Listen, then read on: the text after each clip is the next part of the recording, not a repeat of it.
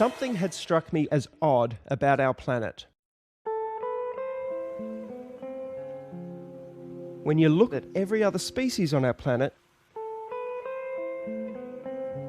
they all control their weight automatically.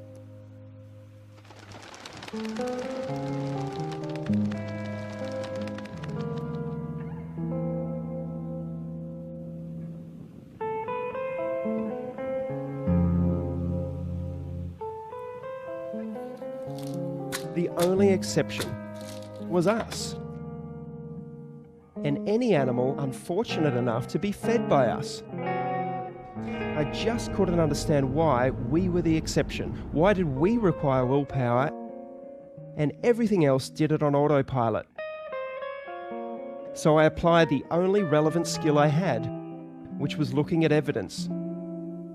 And I found there was very little evidence for the standard eating advice we are normally given, and there was a whole stream of evidence which had been largely ignored. In fact, what we have been told about nutrition is dangerously wrong.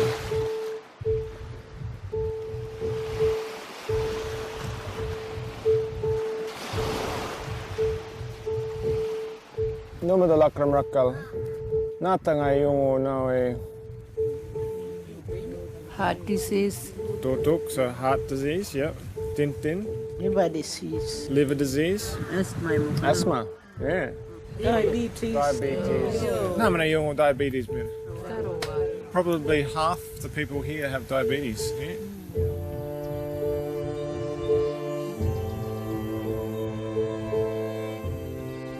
Diabetes, heart disease, high blood pressure, kidney disease, all what we call chronic diseases. When did those diseases start? 70s. 80s. So before that, people were dying from nakun Hepatitis. hepatitis, pneumonia, TB. TB. Well, they're all the mulkurumala. These are the ones that came with the Europeans. Bacteria, infectious diseases. If we go back further, balanay ngatil ngay balandabunna. Ya kangatil ya kabyan ay kadalak. Kangatil ya kangatil. Bunda minananwalkan. Wala dingga nga lang kanina. Accidents malakan. Lop turyol ng white turkan baru lupan lana.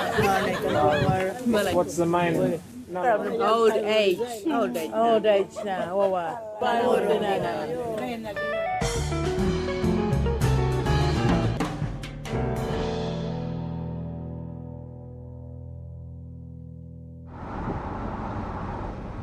I had this label that I'm a fat girl. I am overweight. I have asthma. I've always had asthma. I have a rescue inhaler, and then I have a maintenance inhaler. My rescue inhaler is becoming like a regular inhaler where I use it 2 or 3 times a day. And I've just gotten used to it now. And I've been in the hospital a couple times for asthma where it got really bad. When people talk about wellness and health and are you well, how do you feel? My automatic pilot is always, I'm great. My vision's getting worse and worse very rapidly. I had 3 fibroids and one was really big. Upper respiratory infection. They put me on a broad spectrum antibiotic, mega doses of prednisone, azithromycin. And so I have this standing prescription. I'll just take it myself. I was also diagnosed with ADD. I don't know if that came up anywhere on there. This is really important. So when was the ADD? I'm like, oh, and incidentally.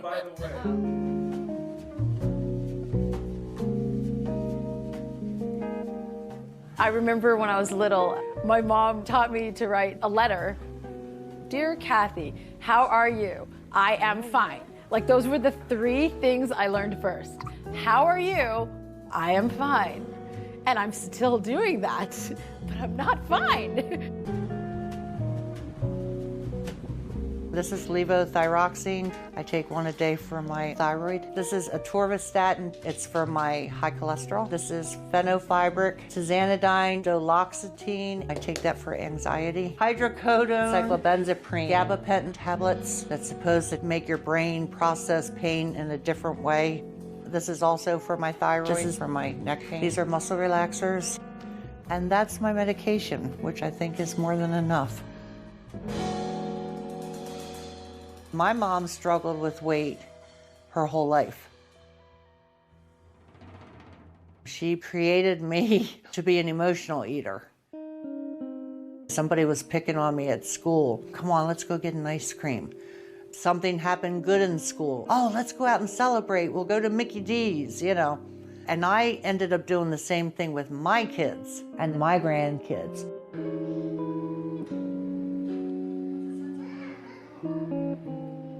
My mom finally developed the Alzheimer's and the dementia. And I saw the progression of the disease from start to finish. And, you know, I forget things now and I can't think of words. And I start thinking, oh my God. You know, I'm the same way. I've gotten to be the same way. You know. This is a vicious cycle that needs to be stopped. Kim, my daughter, she has arthritis. She has lymphedema. She has hypothyroid. Her daughter, Kaylee, is 9. She has celiac disease. Barry's children are 5 and 4. Barry and Lauren, my son and daughter-in-law, they have a daughter, Abigail, who's 5. Abigail, you want to come back with me? Okay, sweetheart. Just step right up here. She has autism. She's nonverbal. She has epilepsy. She has central sleep apnea. No. She has digestive problems. Any trouble urinating, any trouble with bowel movements? She has constipation. Constipation? Okay, she's Yeah. on the Miralo daily for Yeah. that? Okay. Yeah. The hardest part, just having a child that can't speak. I know my wife feels the same way. That's to me, that's like the most painful part. Abigail, look. Ab, look over here. Abigail. Abigail seems like she's doing really well, and then she'll get tired and she'll have a whole bunch of seizures, and it's like she's forgotten everything. It's like her brain resets itself. Playing music? It's really the seizures that compounds her autism. We're counting on average about 50 a day, so she's getting a great big cocktail of garbage. This stuff's pretty mild compared to this stuff. This is called Onfi. This stuff here it's over $1,000 a bottle. My insurance covers 70%, so I get the joy of only paying over $300 a month just for this stuff. Have you noticed any improvement with it? We have, otherwise, believe me, for over $300 a month, she would have been off of it a long time ago. The whole situation makes me mad, but mostly just because how many 6-year-old kids are these neurologists putting on these heavy narcotics? I mean, this is as bad as if you were to go buy heroin off of the street. And that's the first thing that these doctors are trained to offer the kids. That's it. Good job. I hate it. The lump in my throat as I was reading. The side effects, man, I mean, may cause harm to yourself or others, may have rashy, irritated skin, may cause sleeplessness. And I've seen my daughter have some of these side effects. We're gonna need a lot of help for sure. I have no idea. I have no idea how we're gonna do it. Do what? Switch her diet. She refused just about everything except for like the goldfish and Doritos. So.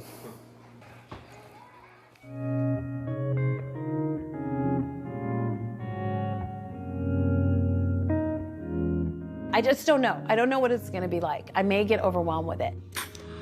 But I'm truly at a point in my life where I'm afraid. I'm afraid that my chips have run out. You breathe it in, and then you hold it, and then you breathe out. That's how that works. I'm scared. I'm genuinely scared. Debbie, you're about to change your diet. What are you most afraid of? Failure.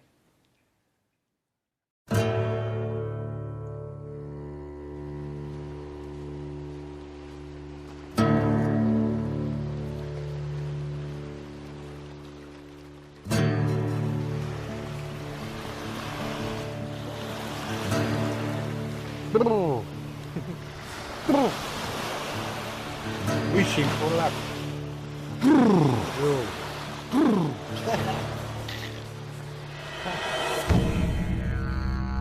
We are all physiologically and genetically hunter-gatherers.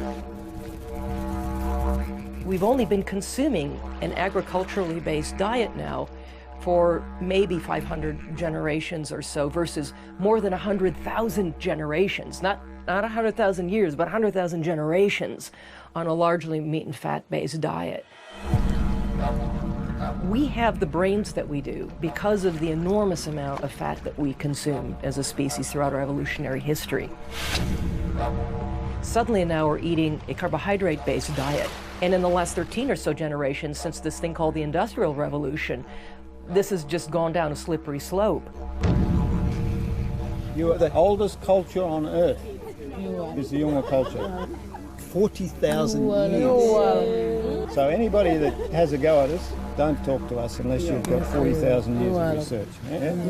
The American scientific expedition that came to Arnhem Land in 1948 showed that Yunga people were extremely robust.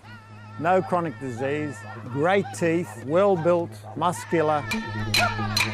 I remember Yunga in the 70s, ripple muscles, they were like supermen. I came back in '83 to see a population that was decimated. This chronic disease, tsunami, that is now wiping across the Yunga population. Funerals are just this constant part of life here. Well, you finish one and then the next one arrives and then the next one arrives and you can kind of get a funeral fatigue. 6.3 markup. And all of life is needing to be reorganised around that. There are definitely still people alive today who, as they were growing up, were living a traditional lifestyle. We're running out of those people.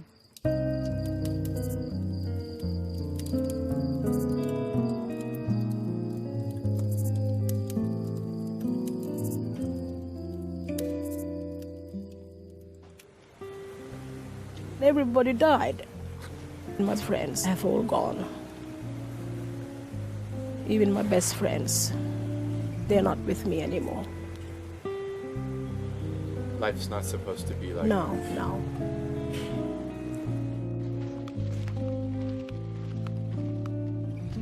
Dear Angel, can you tell me in your own words why are you here at this retreat? Why I can't talk when I'm walking. Okay, fair enough.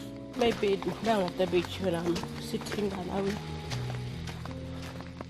I think my body maybe weren't built to do some walks or I don't know.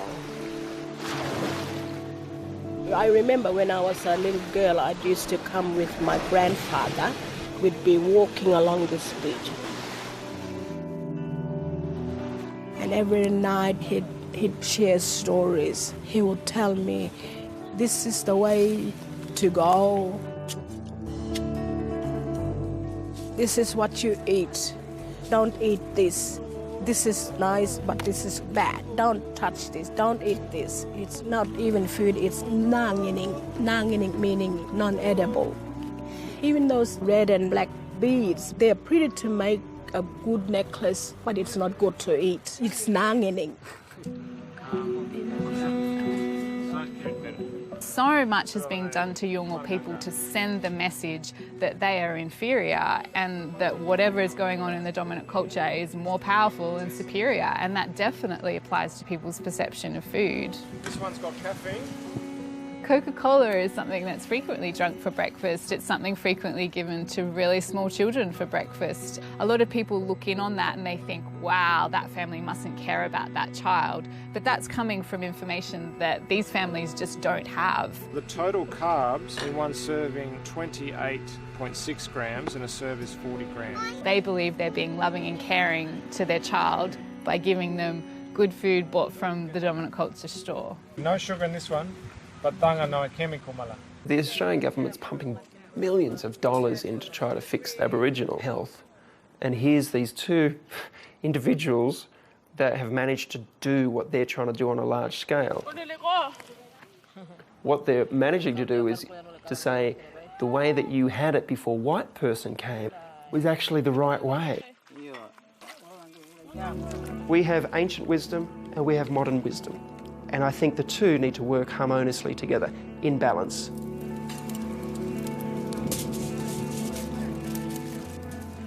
So in the philosophy of Hope for Health, what is good food? Good food is food that is grounded in the tradition of the Aboriginal people. This is the Yolngu way of cooking. And how might that translate to the rest of us? It's basically meat and vegetables, okay? Meat and vegetables that come from a place that is closest to its natural state.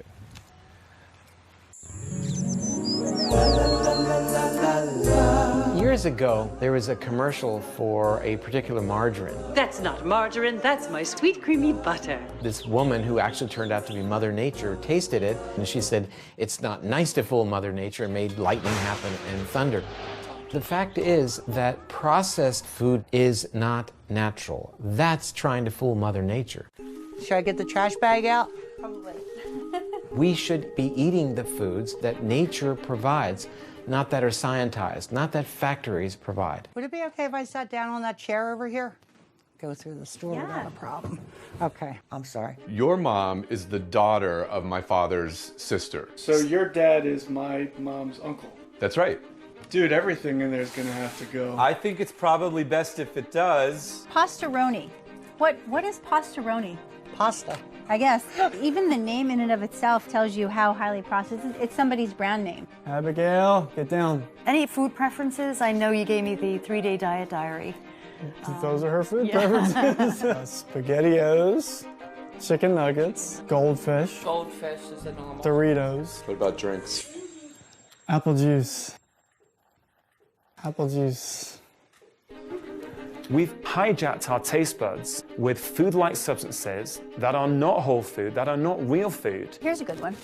Imitation vanilla flavor. Propylene glycol, sodium benzoate, phosphoric acid. Doesn't that sound lovely? I don't even know what it is. Right. The whole low-fat thing is completely wrong. So we're going to add more fat to the diet. I mean, good natural fats. That's avocados, olive oil, meat fats from pastured animals like beef tallow, duck fat, lard. Having the federal government get behind the low-fat diet changed vastly the food system. You know, companies flooded in with all their low-fat products, responding to this huge demand. One of the most insidious things that market does for us, light. Light.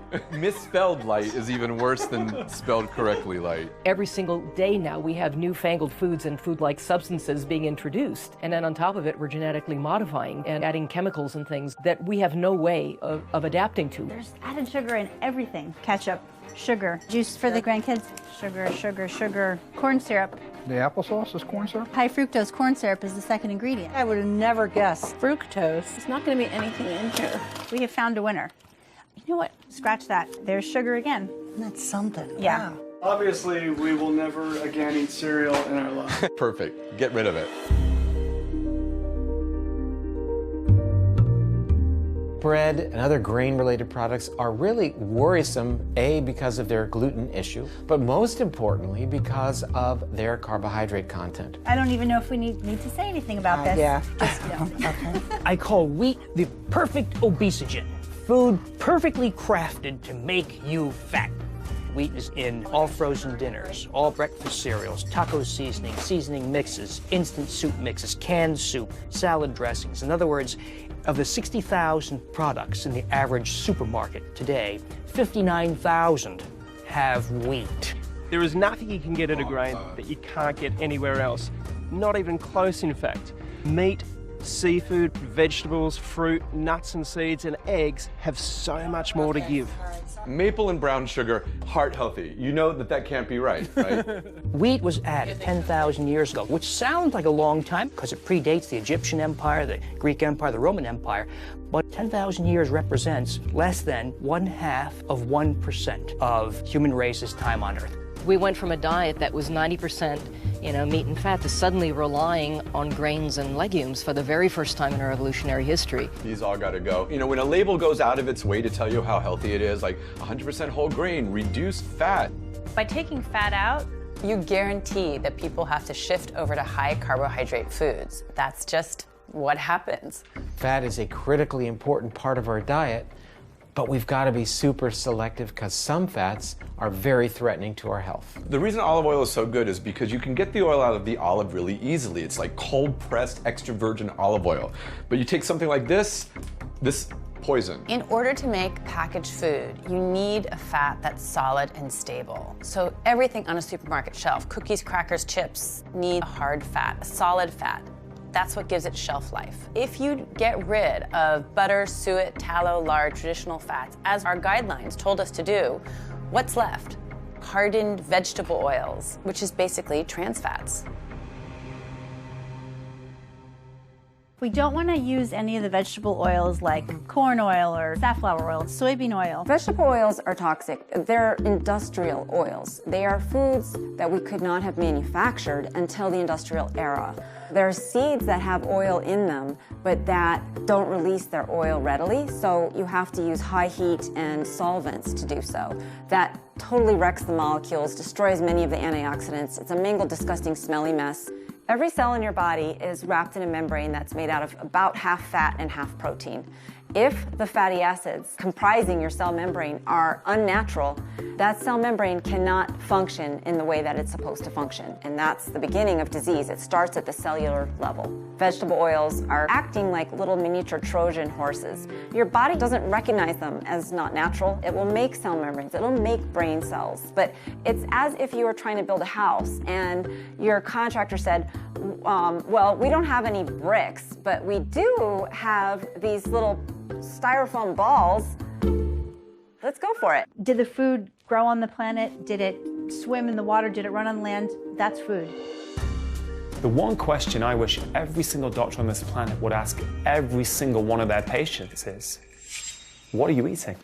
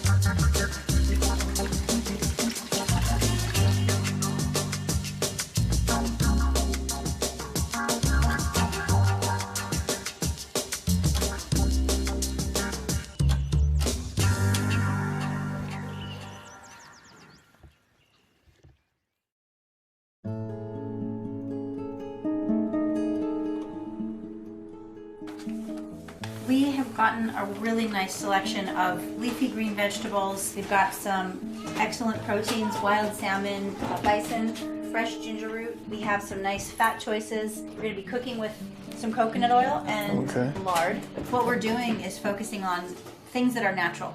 In the Western world, we're not suffering diseases of underconsumption. In fact, it's the opposite. We're suffering diseases of overconsumption. And once we get rid of refined oils, processed foods, refined grains, what we're left with is vegetables, fruit, nuts and seeds, meat, seafood, and good healthy fats. And that is what we should be focusing on. Okay, here's the turmeric. Yep. So we're going to use some coconut oil to the pan. Yeah, Barry, you know the pan spray I had? I had to throw it out. Well, there's no question that the brain can burn glucose. What powers the brain far more efficiently in terms of its energy-producing components, called the mitochondria, is fat. So we're going to get lard all over our hands? Yes. Okay. Our brains thrive in a fat-burning environment. Now, technically, we call this a state of ketosis. And to get into a state of ketosis, one assumes what is called a ketogenic diet, which basically means a diet that's lower in carbs and higher in fat. Oh, that smelled amazing with that garlic. Barry, have you ever cooked anything like this in your life? No. Being in a mild state of ketosis is really the place to be.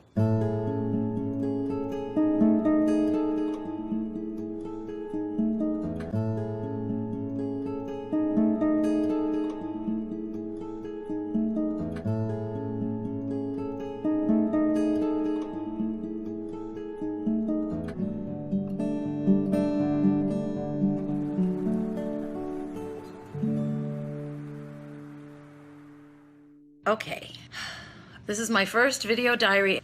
I started this new way of eating today. I figured since we're talking about all natural, I'm going to torment people by having on no makeup. Okay, I know this is not supposed to be a big old cooking show, but here we have some lamb with the bone in, and I am sauteing them in some coconut oil, and the green you see is kale that I just removed. And I made some riced cauliflower so that I can feel like I'm having carbs. Bone broth in all of these, by the way. Normally, I would just go out and eat 3 times a day. I'm so used to grabbing and going, but I am really gonna do this. I am gonna do this. I have to do this.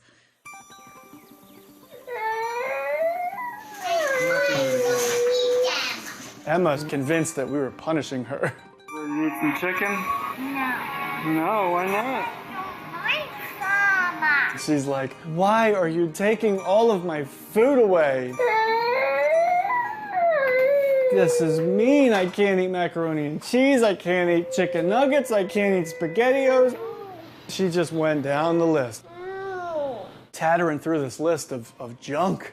I'm just like, man, we didn't feed her anything healthy. Like, we literally took away everything that our children have been eating. Okay, don't throw it. Those are scrambled eggs on the floor. She just started pushing my hand away as I was sticking the fork into her mouth. And then she literally crawled across the counter and she grabbed this bag of goldfish that was sitting there and she ripped it open and just starts shoveling handfuls of goldfish into her mouth. It reminded me of when I was a drug addict and I would get my bag and I'd be fiending for something. I'd be fiending for a fix. Oh, for goodness sake. The first 5 days, she starved herself. She barely ate anything. Yeah, I'm burnt out, man. I'm burnt out. That was the turning point. She was just more. I mean, she just was a bottomless pit. Abigail's eating coconut. And from that day forward, it was like she was eating everything I gave her. Everything. There you go. Barry texted me the day that she was eating with a fork. There you go. Good job. He texted me that she had never done that before, that she was eating a piece of steak with a fork. And what is she eating? Steak and kale. And I mean, I was literally jumping up and down, and I think he was too. I was so happy. She just took the fork and stuck the steak and popped it in her mouth like she's been doing it her whole life. It was crazy. So anyways, we're doing great. I'm looking forward to seeing where she's at in another 2 weeks. There you go. Good job. When a little baby's put in your arms and you giggle and they giggle back, this little body is talking to me without language, but talking in their own way, and the baby lights up. He never lit up. We knew from the moment he was put in our arms at 2 weeks old, we knew something was amiss. When he was 3, I decided to put him on a specific carbohydrate diet. Just meat, vegetable, fruit, nuts and seeds. 3rd day on specific carbohydrate diet, he fed himself for the first time. The 5th day, he said his first word. So I almost fell over on my chair. He said, "We come for welcome," because I said, "Thank you." I would always talk to him. And it was always me doing the talking, us doing the talking. And he, wouldn't answer to his name, all that typical autism stuff. I said, "Thank you," and he said, "We come." One of the things, though, that always bothered me was that he didn't seem to be able to stop bobbing, rocking, verbal noises. And so I was already beginning to wonder about if he needed something more.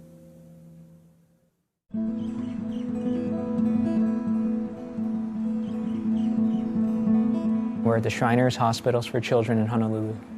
We take care of children with brain-based disorders, Specifically, we specialize in autism, ADHD, and other developmental problems. Use this hand and tap your fingers.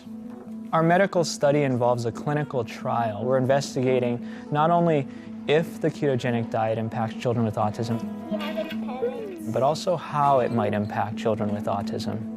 To help with their language, help with their socialization. We want children to be able to interact meaningfully with their families again. You put that one in there. And you can push it off with it. Yeah. The ketogenic diet and the state of ketosis changes the metabolism in the body. And so instead of using glucose as your primary go-to fuel, the body taps into ketones. Do you want butter too, or you're fine? I'm okay. Ketones are acids that the body produces from fat. It cannot be produced from carbohydrates or sugars. He likes coconut oil all over everything. And the body uses the ketones for energy for the brain and the free fatty acids for the muscles. Good balance. Open your eyes. Aaron Thatcher's been on the ketogenic diet for approximately 6 months. He has seen an improvement in some of the core features of his autism, including increased socialization, interaction with his mom. Just to get him peaceful. Yep. It's huge. Brings peace to the whole family. And I would say, you know, our loving interactions are more. Increase independence and self-care skills, decrease in his stereotypic repetitive movements and behaviors. Aaron, we're going to put these puzzles together, okay? Start with these, and I have some here, and let me know when you need more. As evidenced by his scores on the ADOS, he initially, pre-diet, had an ADOS score of 16, which is in the high range for autism. And on his 3-month follow-up, had a score of 8. What do you like doing that makes you feel happy and cheerful? Coming here. Coming here? You like coming here? Okay, what are some other things that make you feel happy? Taking a bus. Taking a bus, that sounds fun. Okay, how about things that you're afraid of? Are there things that... Turtles. Turtles like in the story that we read? The ocean. Oh, the honu in the ocean. That makes you feel afraid? I was watching Aaron take the ADOS, and there are questions on the test, like, what do you find scary? And he said, turtles. Great, A+, right? So I said, can you say that in a complete sentence? Given the opportunity, he probably could. He did. We did give him the opportunity. Can you tell me in a full sentence? I'm afraid of turtles. Awesome. Tell me in a full sentence what makes you feel happy. I feel happy. I took the bus. Awesome. That's more therapeutic than the question that we asked him. Do you ever feel sad? Can you describe what it's like when you feel sad? Sometimes I feel lonely. What makes you feel lonely? When I be by myself. Oh, can you say that in a full sentence? I feel upset because I'm a lonely person by myself. There are some common metabolic processes in the body that exist within every cell in our body. If you take in a medicine, you're targeting a specific mechanism within the body. Whereas if you approach it more broadly, such as through food, we might be able to influence a variety of organ systems, including the brain, the pancreas, the liver, muscle cells, blood vessels, etc., through one intervention.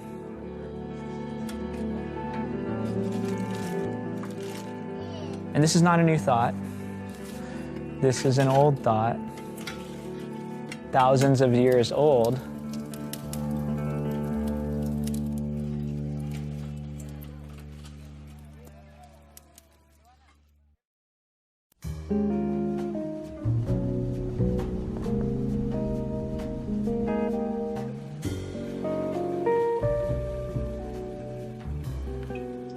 I think that eating alone only bolsters the little hamsters in your head that are telling you what you should and shouldn't do.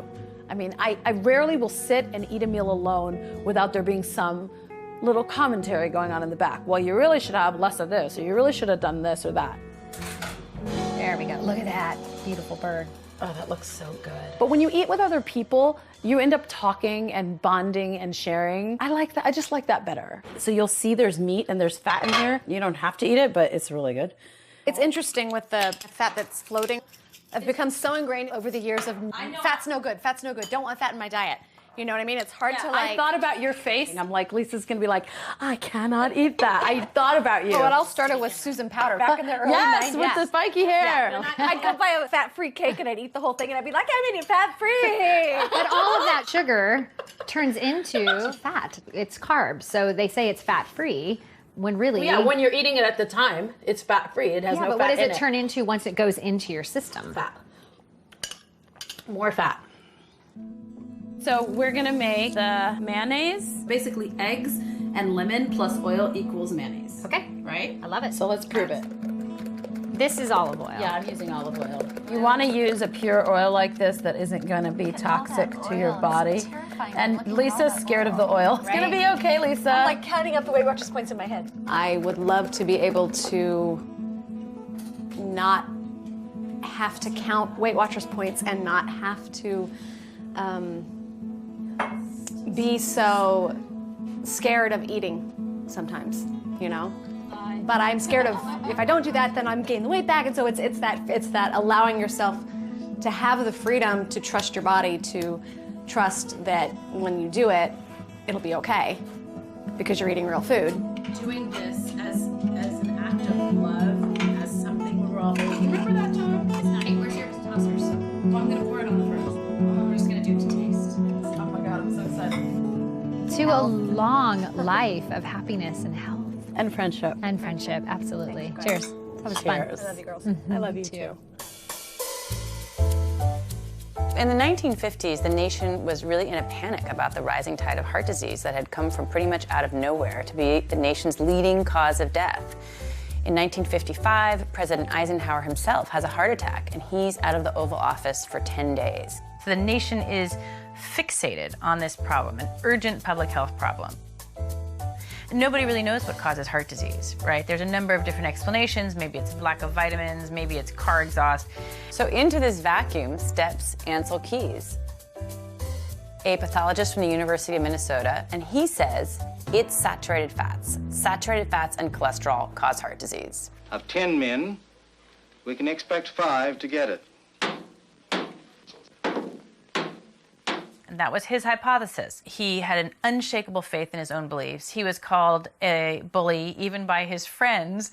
And he was able to get his beliefs inserted into the American Heart Association.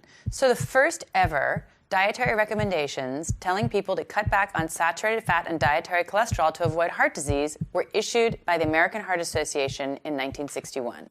That's the beginning of the story. It's the tiny little acorn that grew into the giant oak tree of advice that we have today and that we can't back out of. What was the evidence for that recommendation by the American Heart Association? It amounted to one study, coincidentally performed by Ansel Keys.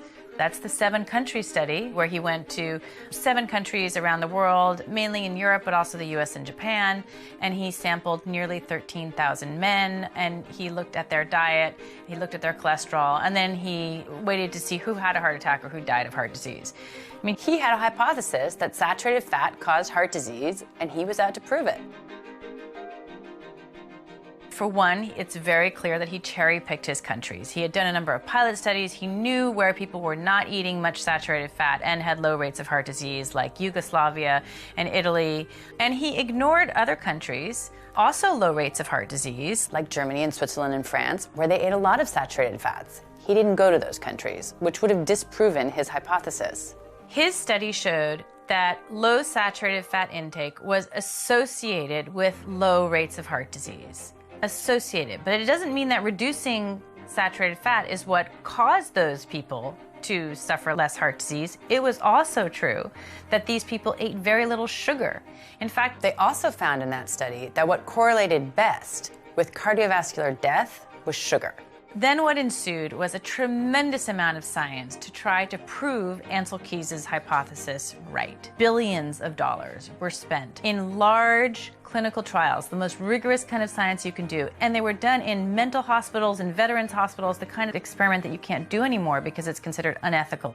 And at the end of billions of dollars of research, they could not prove Ansel Keys' hypothesis.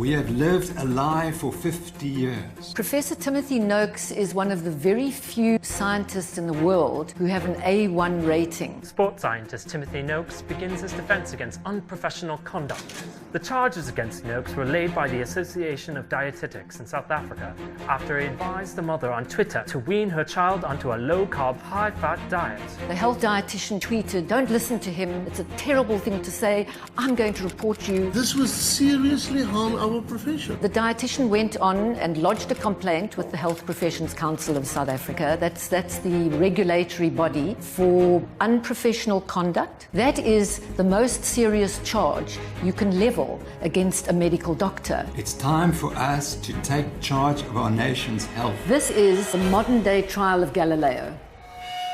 Good morning. It's the 16th of February 2016. We continue with the professional conduct hearing against Dr. T. Noakes. And Professor, you are still under oath. Thank you, Madam Chair. Yes. This is a unique event in the history of modern medicine, that a scientist has been charged with giving unconventional advice and can get up there and say, actually, it is not unconventional. It has been in the literature. The Association for Dietetics in South Africa is very, very much a gatekeeper of nutrition advice and the official dietary guidelines of South Africa. It's time to look at the results and the outcomes and say maybe we got it wrong. And Professor Noakes is building a really powerful case for what really lies behind the epidemic of non-communicable diseases around the world. That's obesity, diabetes, heart disease, cancer, even dementia that is now being called type 3 diabetes because of its links with diet. I'm talking about insulin resistance, which is so prevalent in this country. What actually lies at the heart of its case is the science, the wealth of evidence that supports low-carb, high-fat eating, and equally that high-carb, low-fat isn't so good for you after all.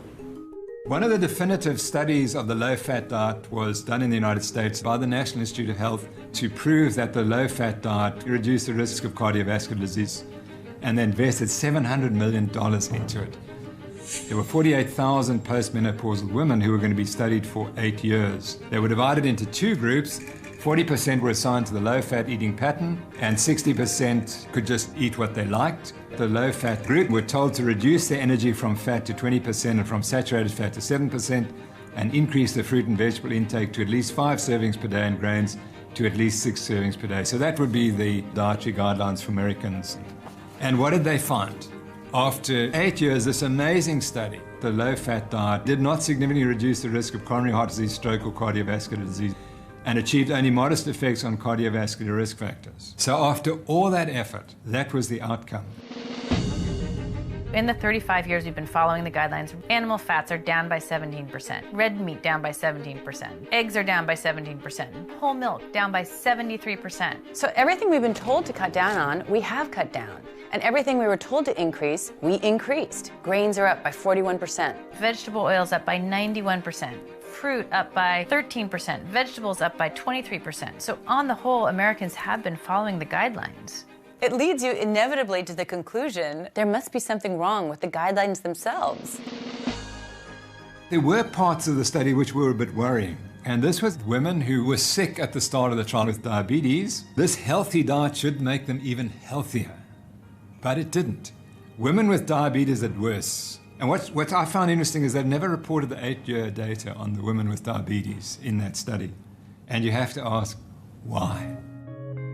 When these study results are coming out, they're deeply inconvenient. This hypothesis has been adopted not only by the American Heart Association, but also by the National Institutes of Health, the entire federal government, medical societies, and a number of industries, the vegetable oil industry, ADM, Monsanto, Bunge, some of the biggest companies in the world, and the grain industry and the soybean industry. So these results had to be ignored somehow or suppressed.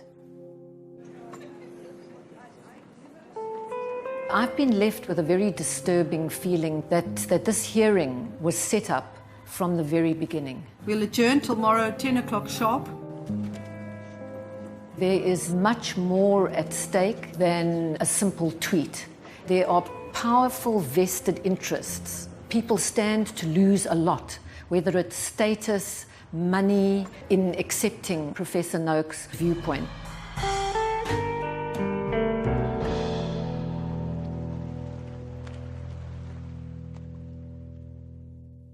Could you describe what the low-carb, high-fat pyramid would be? Yeah, actually, that is maybe a graphic that more than any other. What you have to do is take the existing food pyramid and turn it upside down so that everything that used to be in the base of the food pyramid, grains, carbohydrates, really has to be up in the tip.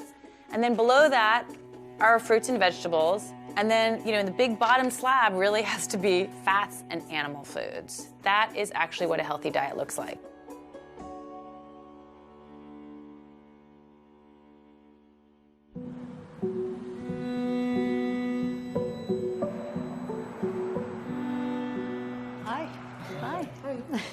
I was so excited to come here today to see if there's any changes with Abigail. The first time I met her, she was walking on top of the windowsills. She's a climber. Abigail, get down.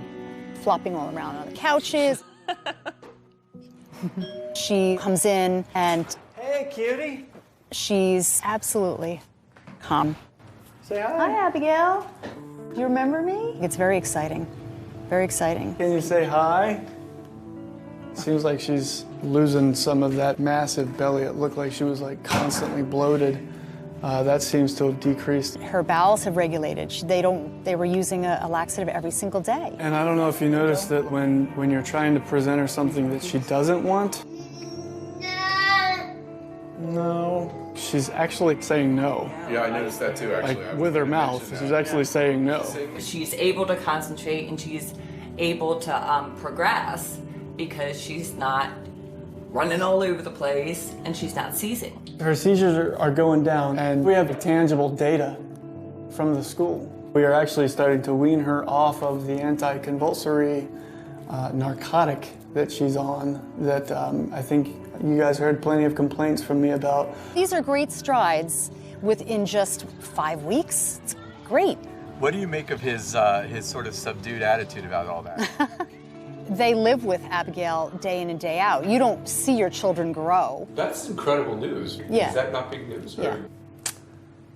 I have faith in bigger, better things, man.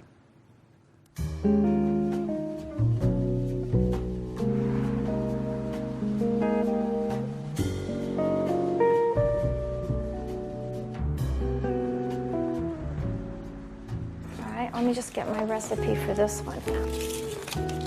So we're going to make the chocolates, and then... I want you to grind the macadamia nuts. Today we're going to be making 2 survival foods for somebody just starting out. The first one is macadamia bread. That's your fat bread that I saw? That's my fat bread. I'll deal with the messy part because I got the apron. And I'd like to make a sugarless chocolate. It's something you can have in your refrigerator when you just, I need something sweet. We both needed our little something. Yeah, I use stevia. I don't use sugar because it elevates my blood sugar. Taste it, see what you think. I think it's perfect. I think it's perfect, too. I think it's perfect. Everybody needs to learn a new word. It's called hyperinsulinemia. We're going to grind the macadamia nuts into a butter. We are constantly triggering our insulin. Some people develop type 2 diabetes, some people develop cardiovascular disease, some people develop Alzheimer's.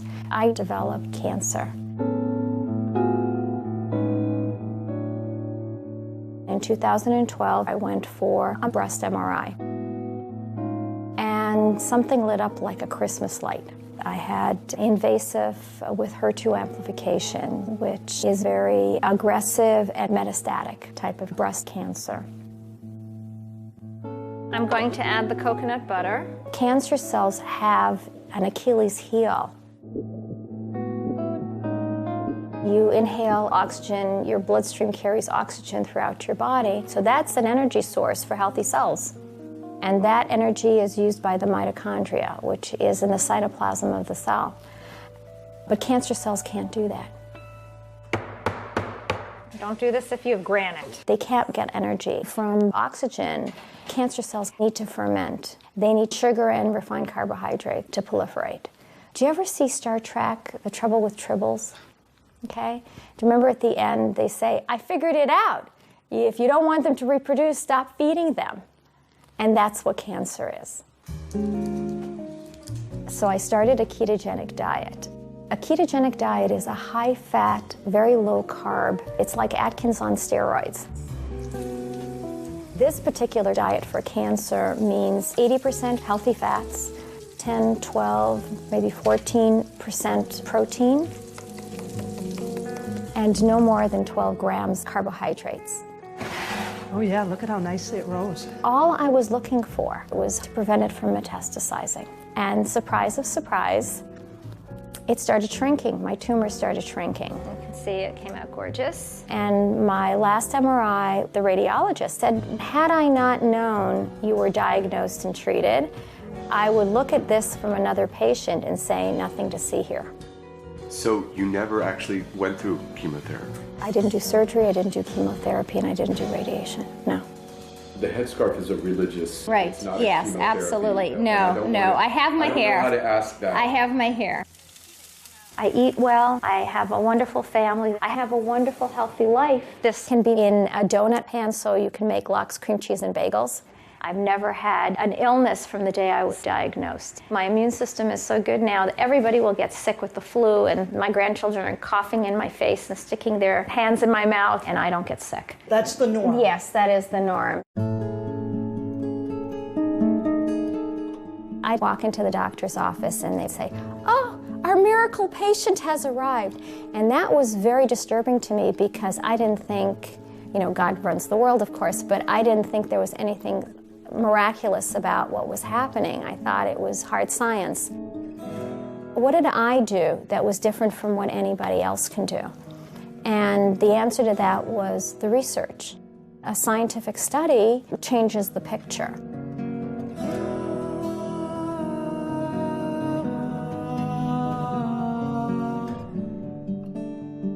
Cancer is described as an immensely heterogeneous disease. That's in fact a buzzword that's now very much in the literature. If you have a primary tumor, this cell can have this mutation, and right next to it you can have a cell that has different mutations, and the cells in the metastases have still different ones. And so what happens is, no matter how you target your cancer therapies, you're going to end up catching some of the mutations, and then some of them are simply going to be mutations you didn't hit with these particular therapies, and then those cells are going to be the ones that survive and come back to get you. Most cancers are treated by cocktails of multiple drugs which fail. They also subject the patient to toxic side effects and poor quality of life while it's failing. But in some respects, the more heterogeneous the cancer gets, the more it tends to converge to a common metabolism. That cancer cells depend on glucose as a source of fuel. That then could lend itself to a metabolic approach which targets just that. I don't know that that's going to be the case in most cancers, but it still doesn't stop me from being optimistic about the idea of using diet as an adjunct to chemotherapies and other forms of therapies to improve the overall efficacy of treatment. So I can make anybody fat. Insulin causes weight gain. So for example, if I prescribe insulin to people, people gain weight. I could make you obese. I just have to give you enough insulin. If you think about what the major causes of disease are in the 19th century and early 20th century, what was killing people was infections, right? So people are dying of tuberculosis, people are dying of pneumonia. We developed penicillin, we developed all these great drugs, so people lived. The problem is that's not our situation now. So we've taken the same attitude of here's a magic pill and we've applied it to a dietary disease. That's insane. The multi-million-dollar question is, why is it happening? I mean, it's not like we're deficient in pharmaceuticals, right? And we don't have a Toujeo deficit. Right now, it's really the perfect storm. I mean, we're eating more processed food than ever before. Our environment is toxic, and we're leading these incredibly stressful lives. I think a lot of diseases are really the same disease. So like obesity, type 2 diabetes, high blood pressure, heart disease, it's all basically the same problem. Type 2 diabetes is a dietary disease. It's the leading cause of blindness, it's the leading cause of amputations, it's a leading cause of kidney disease and dialysis, it's a leading contributor to cancer, it's a leading contributor to heart disease. So practically 70% of what we practice in modern Western medicine is all related back to your diet.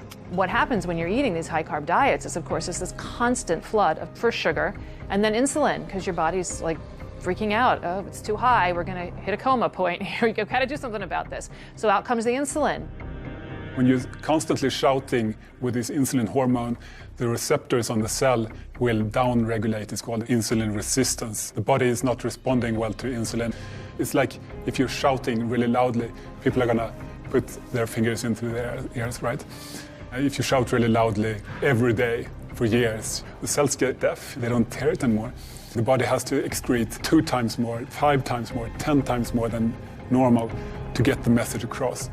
And then you treat it by injecting even more insulin.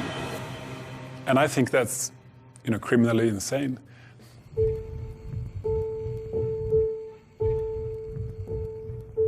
When you start on the Lantus, which is the long-acting insulin, you start at a certain number and then you gradually increase it by like 3 to 5 units a night based on what your sugars are. So I think I started out at 20. This is 4 years ago.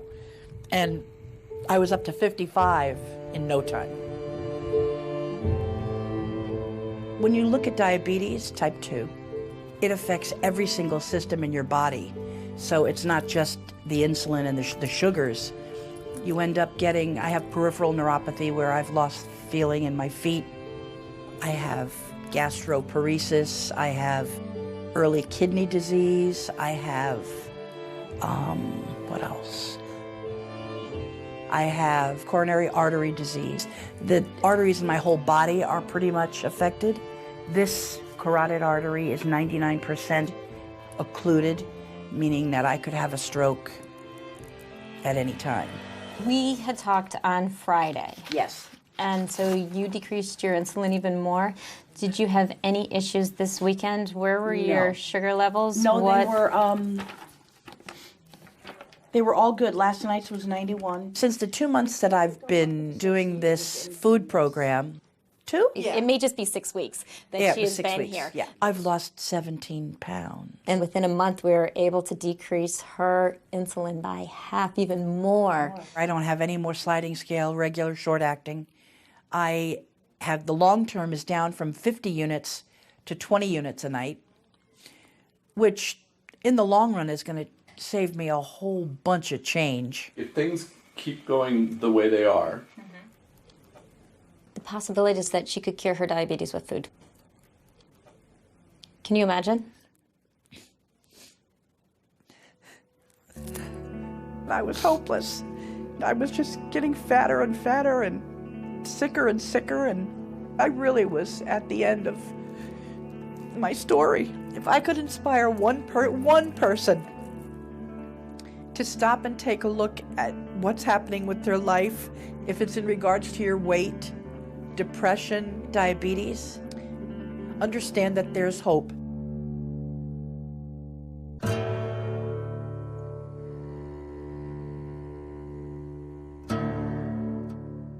When they rounded up the tribes in this country and put them on reservations, they were starving, and the U.S. government gave them commodity foods. It consisted of white flour, sugar, and lard. What do you do with white flour, sugar, and lard is you make fry bread. It's our concentration camp food.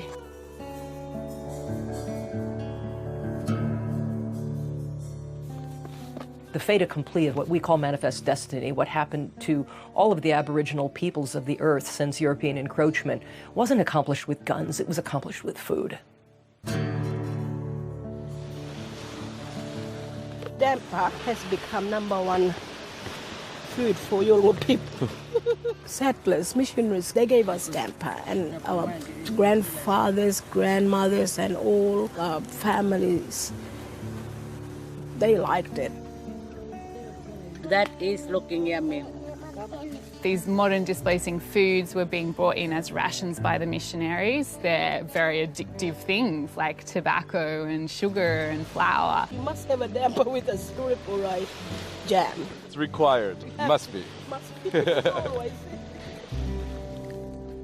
but even if you took the syrup and the jam and all that stuff off of the damper, it would still be... It would still be bad. It's still yakka. Yakka menmak. Yakka menmak. Yakka menmak.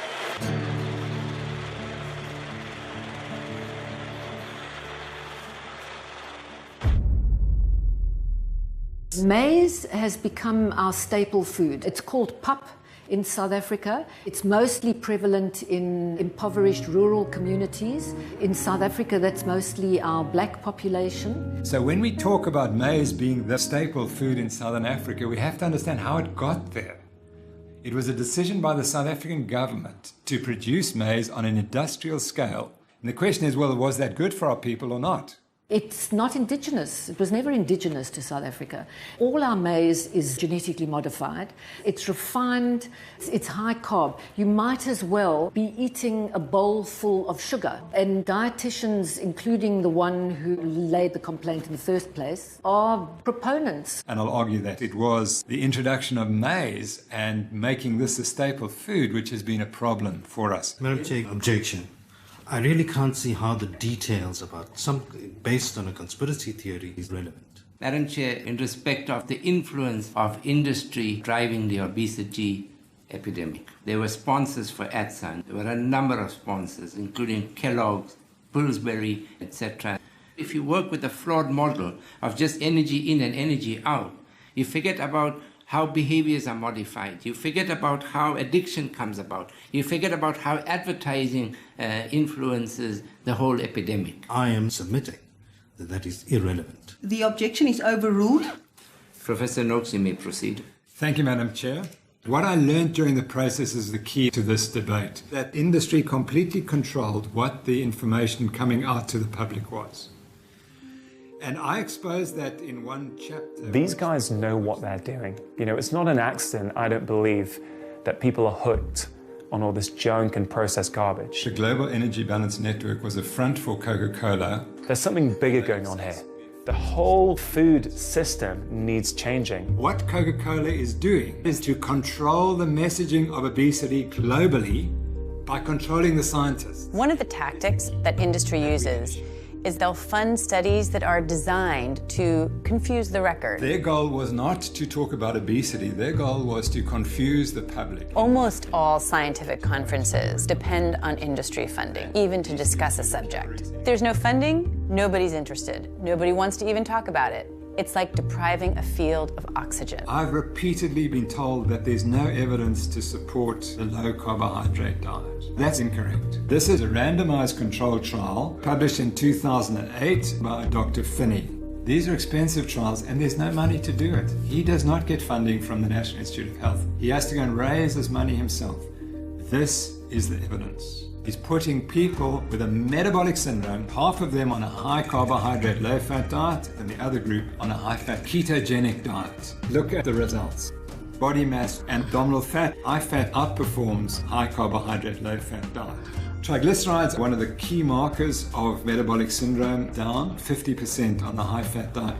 We tend to overconsume carbohydrate in this country because it's addicting, but also because we produce it in ridiculous amounts. If you fly from New York to LA, the majority of what you're flying over, all those little circles and squares on the ground, that's America pumping out carbohydrate as fast as it can. That's the 30,000-foot view, that's what's happening, and that's reflected in our grocery stores. Now here's the HDLC, which we all told is the good cholesterol. What we're not told is when you eat a high carbohydrate diet, your good cholesterol comes down.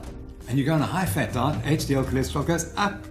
There isn't a single multinational corporation on planet Earth that wouldn't stand to profit from every man, woman, and child consuming a carbohydrate-based diet. That very particles that are damaging our arteries are increased on a high carbohydrate diet and reduced on a high fat diet. It's incredibly cheap to produce, it's highly profitable, and it keeps you perpetually hungry. What could be more perfect? Now, this is even more remarkable. Saturated fatty acids in the bloodstream, which greater your risk of heart attack.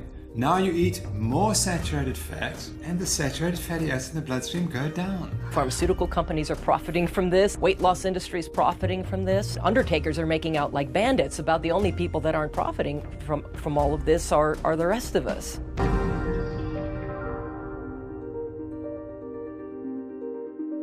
All right, this is what it looks like when a yuppie tries to approach a couple of cows on a farm. The biggest drawback was the budget, because it's very expensive to eat healthy. One of the ideas we threw against the wall, and it actually stuck, was that we were going to buy a grass-fed cow, a whole cow. Emma, why don't you go with my mom to pet the cows? We saved over $400. For tens of millions of years, long before we ever came along, grasslands and ruminants co-evolved. Cattle are basically designed to eat one thing and one thing only: fresh green grass. Check it out.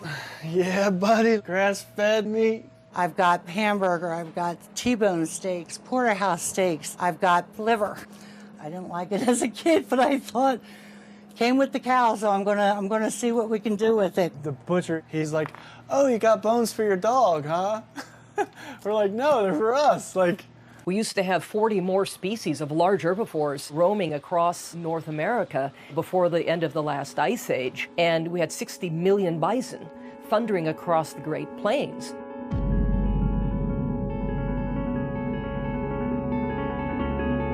Today we have 60 million cattle that are populating feedlots.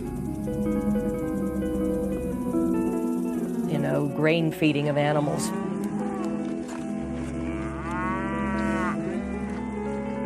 And what do grains do to cattle? They fatten them up. We could take a hint from that. Roughly 97% of all the meat produced today is produced in these feedlots. Go vegan! Go vegan! And where we hear passionate vegetarians and vegans and animal rights advocates screaming about how we raise animals for food, I'm standing right there with them. It's wrong, it's unsustainable, and it has to stop. But there's also misinformation and misunderstanding being promoted by genuinely well-meaning people. What people don't understand is that everything really hinges on restoring natural systems. Do you see that happening in the United States? Like, can we reclaim our Midwestern prairies again? Is that possible? It depends on how successful this documentary is, right? You were a vegetarian. Oh no, I was a vegan. I was never a vegetarian. I went from standard American diet, vegan. I think when I started as a teenager, I had very good impulses about the world that I wanted and the ethical base that I wanted to form the actions that were my life, that were going to be my life. That hasn't changed. So justice and compassion and anything that questions human hubris or human entitlement, those are the only values that are going to get us to the world that we need. The problem is information.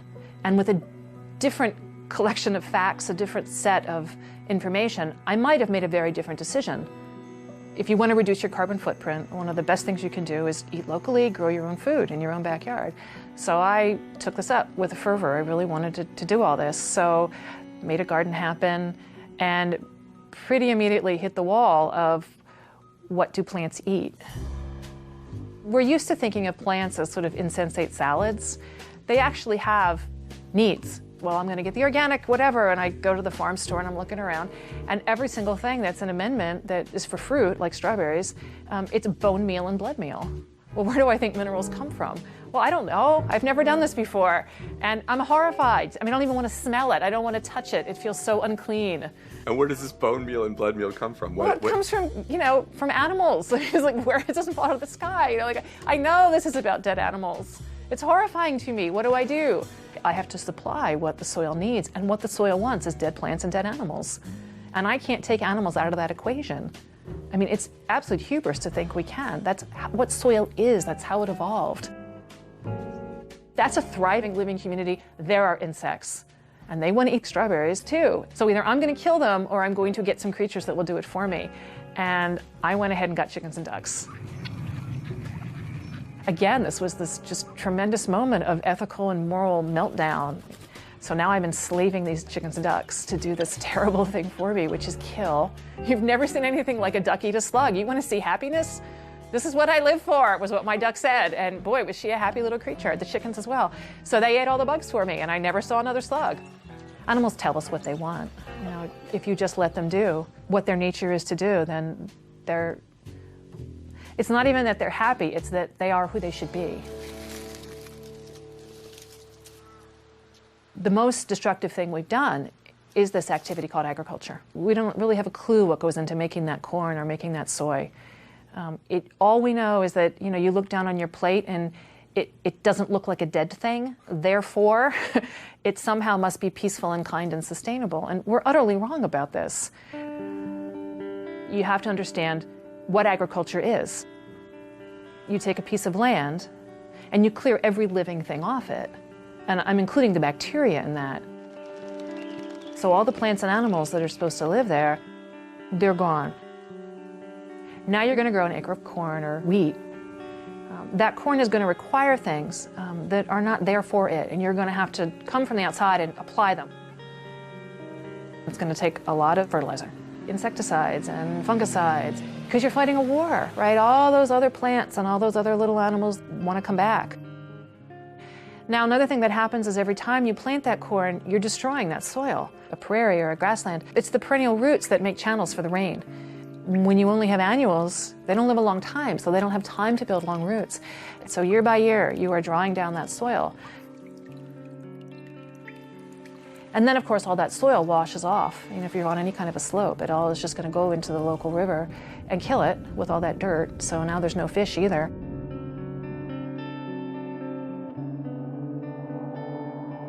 In the meantime, though, while the corn is still growing, you can transport it to a miserable cow living on a cement floor inside a steel building and feed that cow for about 60 days. Past that point, she will die from the corn because it's not her natural diet. But until that point, she will get really fat really fast, and then slaughter her, feed her to humans. So you're going to make people sick eating this meat as well. As far as I can tell, this is nothing but death and destruction from the very beginning to the very end of this.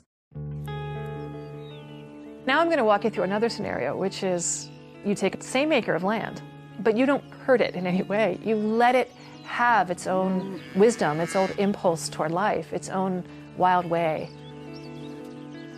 And what you have is a whole bunch of perennial plants growing there. You have a whole bunch of really sturdy grasses.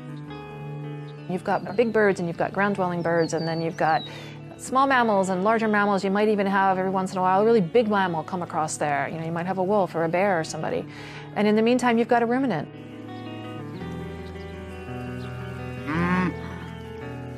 So you've produced the same amount of food for people. You've got the one ruminant at the end. You know, you slaughter her and now people can eat. But that acre that is still in that prairie, that grassland, you could come back in 10,000 years and all of that life would still be there. The only thing different would be a little more soil, which is to say a little more resilience, a little more depth to life. And that is how we lived for 2.5 million years as humans on this planet, participating in that cycle.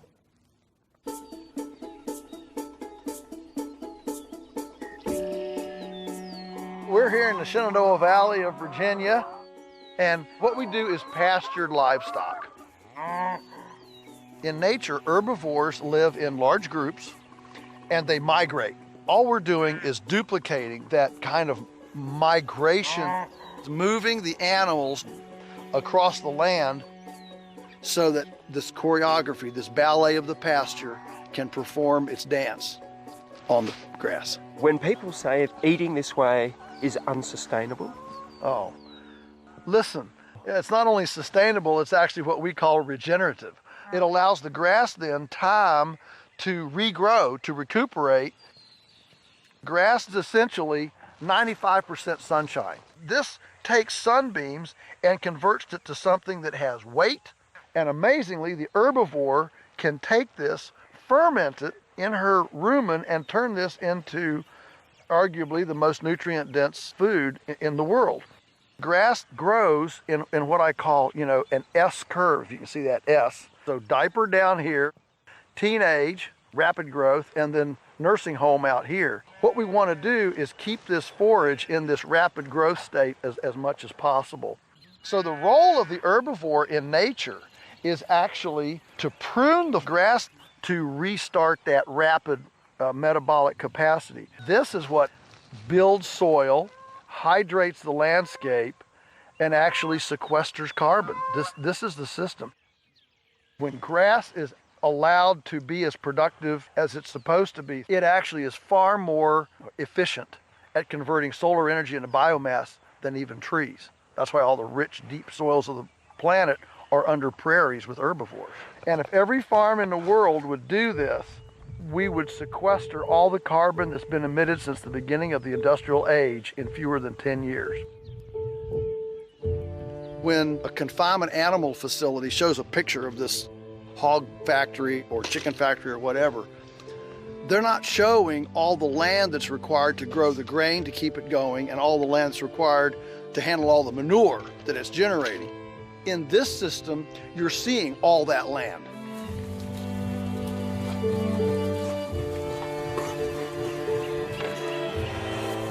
I think a lot of industrial agriculture thinking is that the earth is a reluctant lover.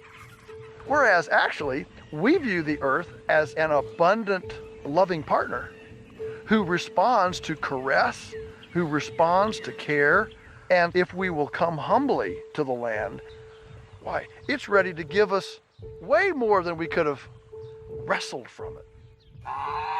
This is the mystical, awesome cycle of life, and to be able to be this close to it has a humility to it, a perspective that is actually quite profound and actually quite historically normal.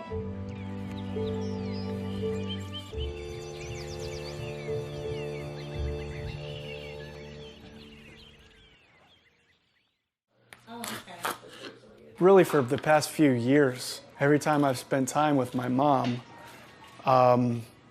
just like her cognition reminded me of my grandmom. Like it was starting to remind me of like those early stages of my grandmom. My son just told me not too long ago, he said, I love you, and I'm really becoming concerned with you. You're starting to check out of life. I see you starting to deteriorate the same way that she did. That scares me. I used to get these horrible headaches. I was battling depression. I would just start to cry. I would tell my husband, I said, I'm tired of this. I'm just tired of feeling like this.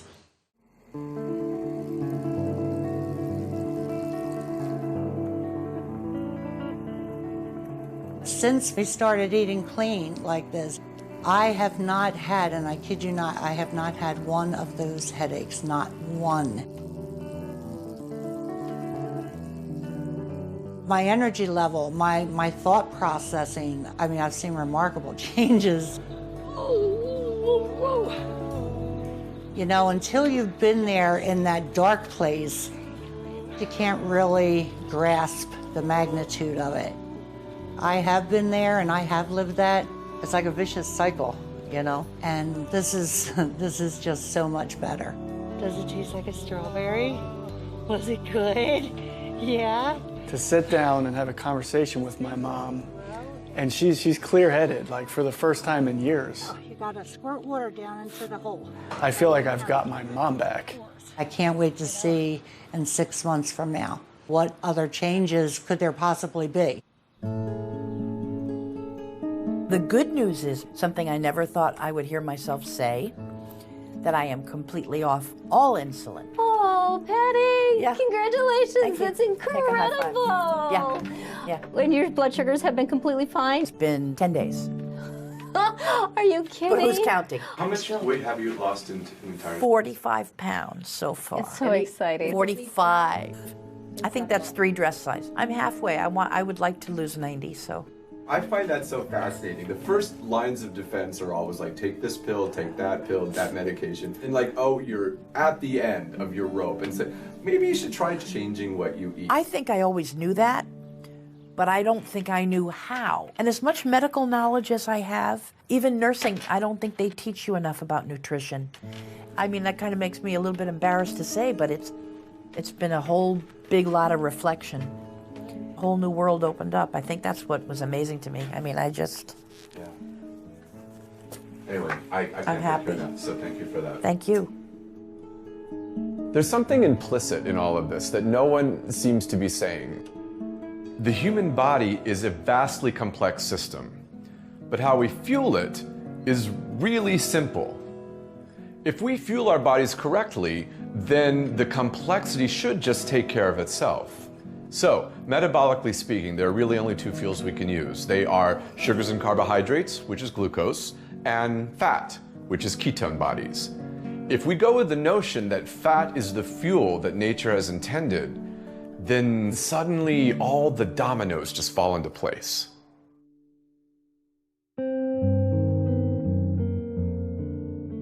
The final part of the jigsaw. We spend millions of rands training hypertension experts, obesity experts, diabetes experts, heart disease experts, but they're all treating the same condition. We can continue to teach a failed model. We can continue to train more doctors and build more hospitals and tell people they must eat lots of carbohydrate. A model that is causing millions of South Africans every few years to develop type 2 diabetes. Or we can say maybe we got it wrong. Because the only people who are suffering besides myself and my wife are the people of South Africa. Professor Noakes, on a charge of unprofessional conduct, the majority of this committee find you not guilty.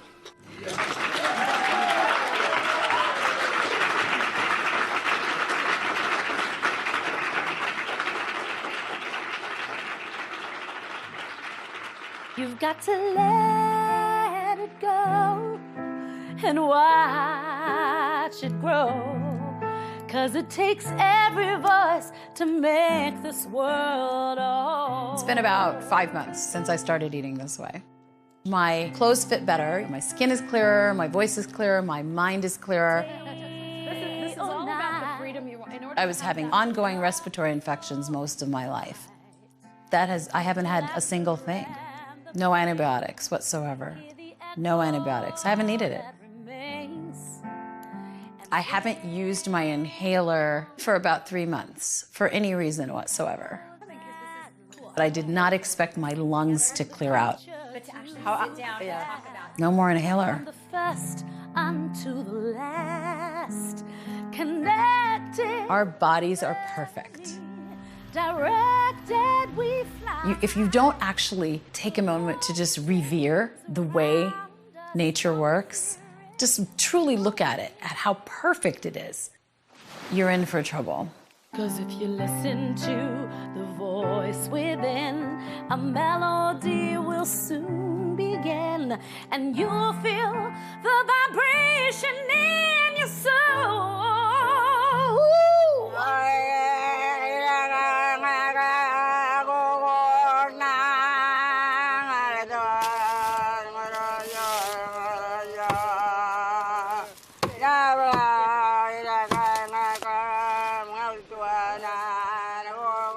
This is my blanket, my sheets that I born with. My mom used to always make me warm with this, like this.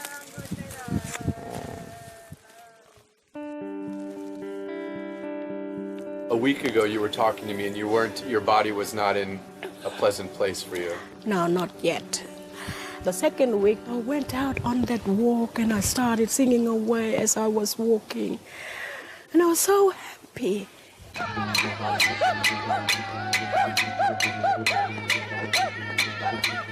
My body was rejoicing. Rejoicing? Really? And I felt, this is the first time that I have ever felt flexibility, the refreshment inside. From this time on, I am going to look after my body. How's the asthma? No, I haven't been worrying about it anymore. I think it's gone. You look at the problem of Indigenous health and it just seems like this massive epidemic that's just so huge and impossible, and how can you find a pathway through it, and so many resources have been poured into it, and I think so many Australians are frustrated about how many resources have been poured into it and we're not seeing any results, and it feels like this hopeless solution. And then it's crazy when you can get people in a situation where you can change what they're eating just for a few days, and you can already see these incredible improvements in their well-being, in their blood pressures, in their blood sugar levels, and you think, how can it be this simple? It can't be this simple. It can't be this simple, but it's happening.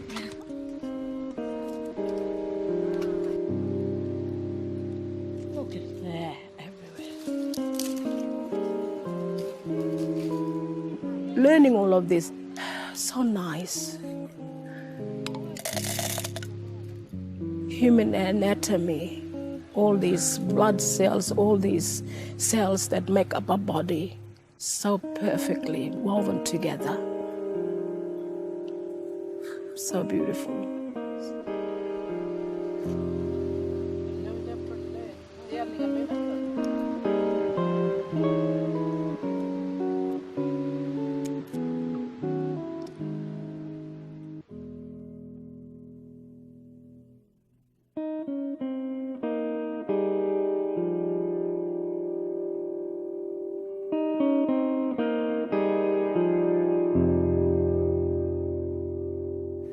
touch your nose. Touch your nose.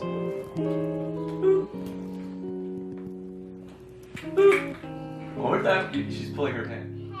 That's it. That's your nose. One more time. Ready?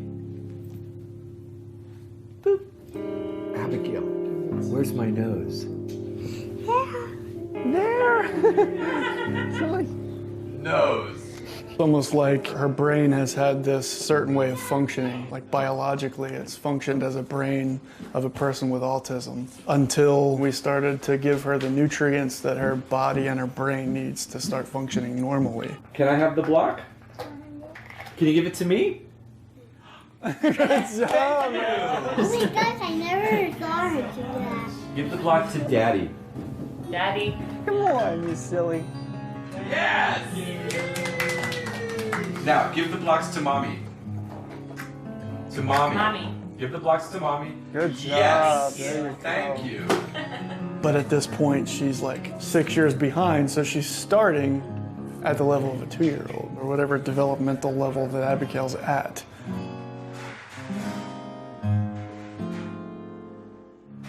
I got her a bunch of summer clothes in April because it was her birthday. It's probably not till July I started putting them on her. And they were all too big. They were all like a size too big for her. She looks amazing. It's such an easy recipe, I've got it memorized. It's 4 eggs, half a cup of almond butter, and a cup of squash. So no grains? No grains. And I always melt some ghee over top of the pancakes so she gets some fat. There's a child trapped in this body that is, you know, crying out to be released, you know? Hey! Hey! And it's like she's waking up. Yeah.